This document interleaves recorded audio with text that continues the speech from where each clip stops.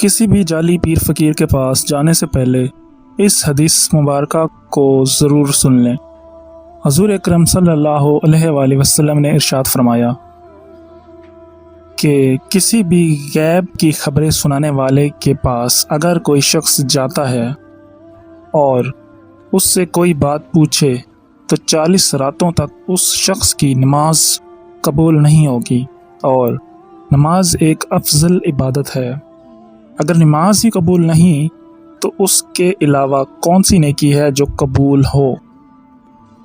अब आप खुद हिसाब लगाएं कि हमारे इतराफ़ में कितने जाली पीर फ़कीर और शोबदेबाज लोग बैठे हैं जो आपको तरह तरह की बातें बताते हैं।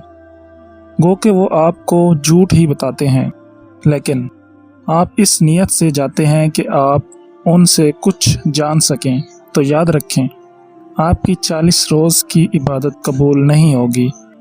इसलिए इताअत बरतें।